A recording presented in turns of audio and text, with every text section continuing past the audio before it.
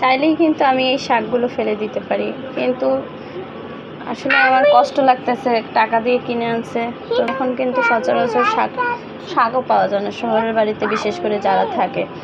তো আমার হাজব্যান্ড এই শাকগুলো নিয়ে আসছিল 2 দিন হলো। তারপর অল্প কয়টা ভাজ দিলাম আর এই কটা রাইখা দিছিলাম, কিন্তু দেখি শেষে এরকম পাইকে গেছে। এখন খুবই কষ্ট লাগতেছে। তো এই পকোড়া ভাজবো, তো বাচ্চাদেরকে খাওয়াবো, আর আমার পাখিকেও কিন্তু খাওয়াইছি, এর ভিতরে যে ওদেরকেও খাওয়াইছি। তো এখন এগুলোকে আমি বেছে বেছে যেগুলো ভালো আর কি সেগুলো নিব, আর নিয়ে হলো গিয়ে এই শাক দিয়ে এখন বাচ্চাদের জন্য সন্ধ্যার নাস্তা তৈরি করে দিব। দেখি কতটুক সারে আর কি।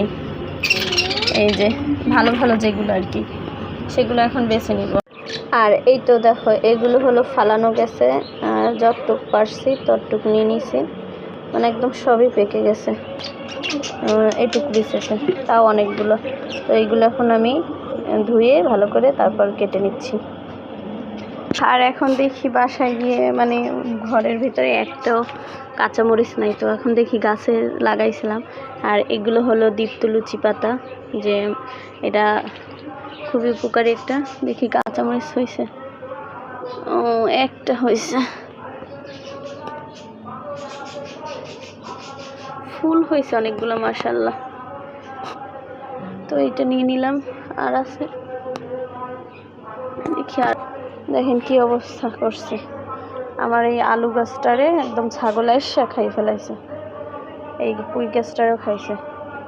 আর বৃষ্টিতে সব গাছ একদম পচে পচে যাচ্ছে। এই একটা পাইছি, তো যাই হোক এই দুইটাতেই হবে, যেহেতু বাচ্চারা খাবে। এই আর এই বোম্বাই মরিচ গাছটা শুধু ফুলই নেই, কোনো এই যে ফুল হয়েছে অনেকবার ফুল হয়েছে, মানে ভুঁইর হয়েছে, কিন্তু মরিচ হয় না একটা। ওই সাইডেও মরিচ গাছ আছে, ওই সাইডেও। তো এখন চলেন আমি শাকগুলোকে কেটে তারপর ধুয়ে নিচ্ছি, আর ভালো করে সব কিছু কেটে কুটে নিচ্ছি। আমার শাকগুলো কাটা হয়ে গেছে। এখানে আবার কেটে নিয়েছি যে পেঁয়াজ কুচি, রসুন কুচি, কাঁচামরিচ কুচি। মরিচগুলো অনেক ঝাল দেশি। আর এখানে কয়টা ডাল নিয়েছি, মুগ ডাল, এগুলো দিয়ে দেবো বড়ার ভিতরে। এখানে একটু লবণ দিয়ে দিলাম।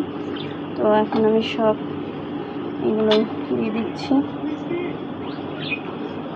দেখো, না ফেলে দিয়ে সুন্দর করে এখন বাচ্চাদের জন্য বানাই দেব, বাচ্চাদের জন্য পকোড়া ভাজিয়ে দেবো ওদেরকে।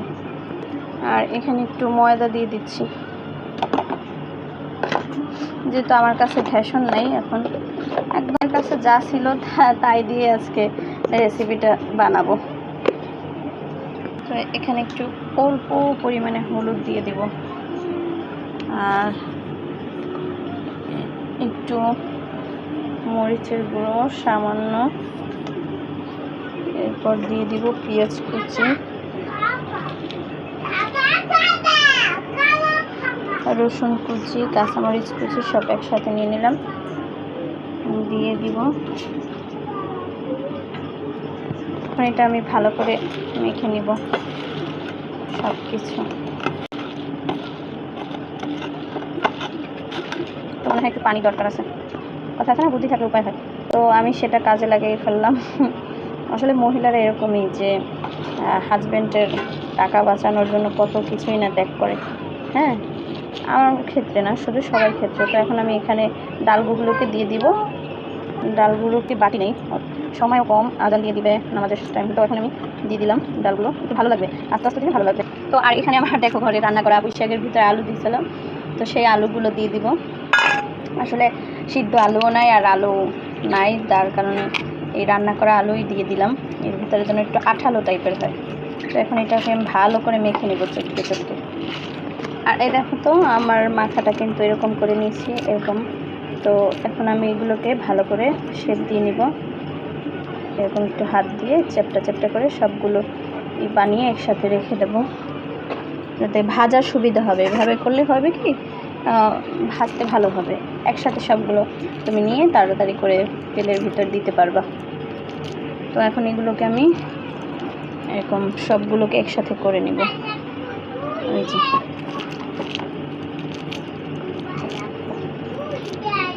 খুব অল্প সময়ের মধ্যে কিন্তু আমার হয়ে গেল। আর একদম সিম্পল, মানে ঘরে যা ছিল তাই দিয়ে কোনো প্রকার ঝামেলা ছাড়াই কিন্তু আমি এগুলোকে বানিয়ে ফেললাম।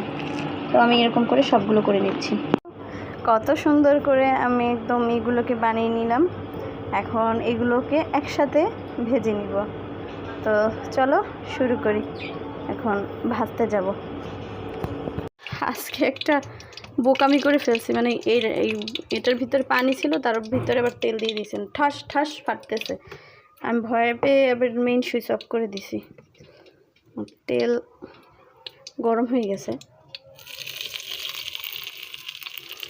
এখন এগুলো দিয়ে তারপর হলো কি সুইচ অন করব, কারণ এর আগেও কারেন্টের শর্ট খাইছি, তো আর এখন ভয় লাগতেছে। সবগুলো দিয়ে দিব। দাঁড়াও, আমার ছেলে এবার ওই লাইন অফ করছে, এখন টিভি দেখতে চাচ্ছে। আচ্ছা দাঁড়াও, দিচ্ছি। সবগুলো একসাথে দিয়ে দিই, যেহেতু কারেন্টে আমি ভয়।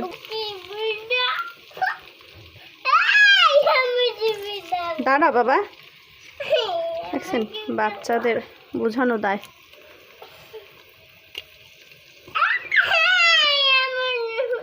দাঁড়া, দিচ্ছি। এখন অন করে আসি। এখন এরকম এগুলোকে দিয়ে দিলাম। এখন লাল লাল করে ভেজে নেব সবগুলো। এখন এগুলোকে উল্টে দিচ্ছি। যখন একটু শক্ত হবে তখনই উল্টাতে হবে।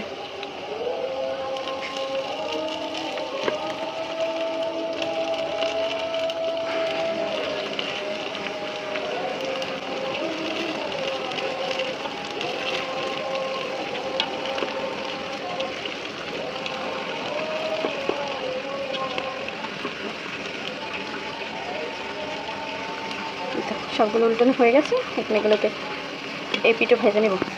এখন যে 2 পিস ছিল সেটাও দিয়ে দিলাম।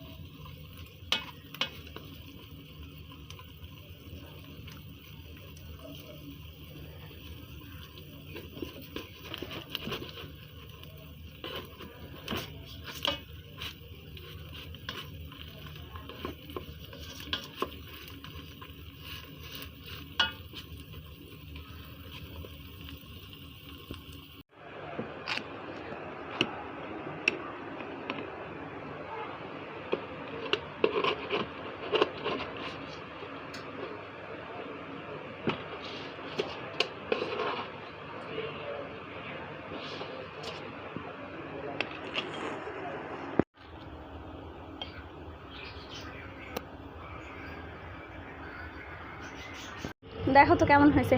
সে আবার একটু ঘুমাইছিল, ঘুম থেকে উঠাইলাম, সন্ধ্যার সময় ঘুম পড়ছিল।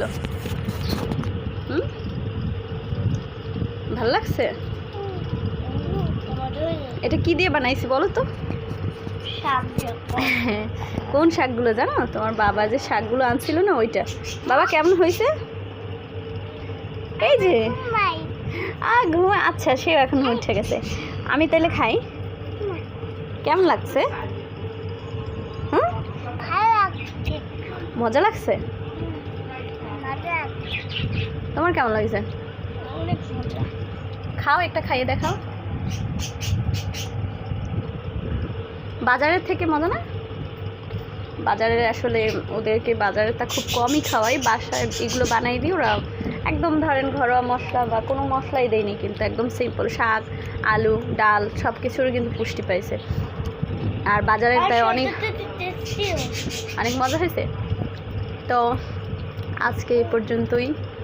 বলো তোমরা আন্টি আঙ্কেল আমাদের চ্যানেলটাকে সাবস্ক্রাইব করে দিও। আমাদের চ্যানেলটাকে তোমরা সাবস্ক্রাইব করে দিও। আর যারা দেখছো তারা একটা লাইক করে দিও। সবাই ভালো থাকবেন, সুস্থ থাকবেন। আল্লাহ হাফেজ দাও বাবা।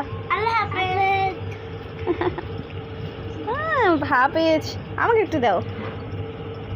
রসুন দিছি না, যার কারণে এক মজা হয়েছে। যা, আমি একটা খেয়ে দেখেছি। আসলে এই পকোড়াটা এত লোভনীয় হয়েছে। দেখেন একদম সিদ্ধ হয়ে গেছে কিন্তু।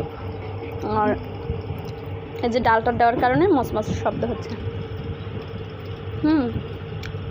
তো আপনাদের কেমন লাগলো ভিডিওতে অবশ্যই জানাবেন। এদের তো ভালো লাগছে, যদি ভালো লাগে তাহলে একটা লাইক করে পুরো ভিডিওটা ওয়াচ টাইম করে দিয়েন। সবাই ভালো থাকবেন, সুস্থ থাকবেন, আর আমার চ্যানেলটাকে অবশ্যই সাবস্ক্রাইব করবেন। আল্লাহ হাফেজ।